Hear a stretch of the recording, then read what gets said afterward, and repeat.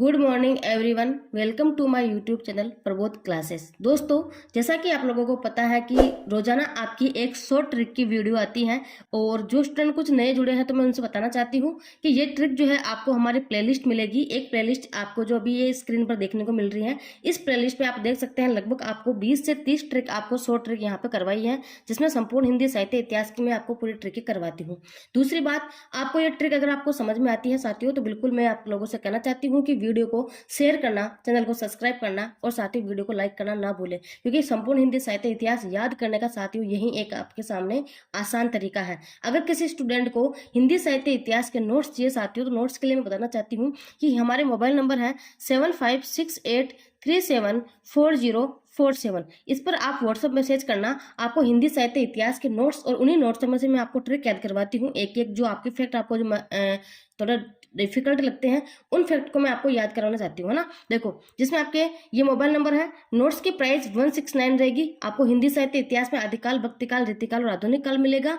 और अगर मैं बात करना चाहती हूँ साथियों, तो नोट्स जो है उसमें आपको पीडीएफ के रूप में मिलेगा और इसकी पीडीएफ आपको खुद को ही जो है प्रिंट आपको खुद को ही निकलवानी पड़ेगी, है ना। अब हम शुरुआत करते हैं अपनी जो ट्रिक है। केशवदास की कुछ रचनाएं हैं जो कि आपको नोट्स से, ये फोटो आपको देखने को मिल रही होगी, नोट्स से आपको स्क्रीन पर देखने को मिल रही होगी। तो इन जो रचना है इनको कैसे याद करें, देखो मैंने जो है ट्रिक बनाई थी और बहुत ही आसान है कि रस कवि राम माला पहनकर नखरे वीर गीता चंद्रिका को दिखाना चाहता है। इसमें आपको जो केशवदास की संपूर्ण रचनाएं हैं बिल्कुल क्रम से याद हो जाएगी। कैसे कि रस कवि राम माला पहनकर नखरे वीर गीता चंद्रिका को दिखाना चाहता है। एक कवि है रस कवि राम, जो है वो माला पहनकर नखरे किसको, वीर गीता चंद्रिका को दिखाना चाहता है। ये आपके सामने छोटी सी बहुत ही शानदार ट्रिक है।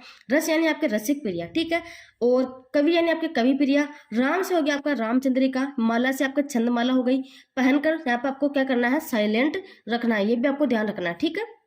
नखरे में आपके नक से आपके नक्सिक हो गई और रे से आपके साथ यहाँ रे से क्या हो जाएगा, आपके रतन बावनी रचना हो गई। वीर से आपके वीर सिंह देवचरित हो गई।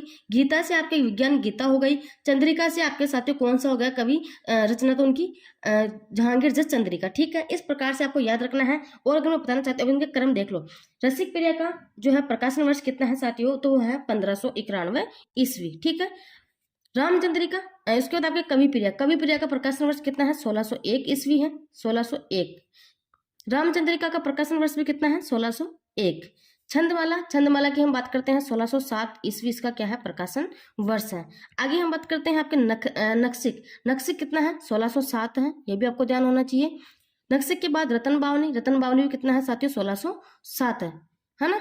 उसके बाद वीर सिंह देवचरित, इसका प्रकाशन वर्ष कितना है, तो 1607 है, ये भी आपको ध्यान। कुछ चार रचनाएं आपकी कितनी है, जो 1607 इसका प्रकाशन वर्ष है।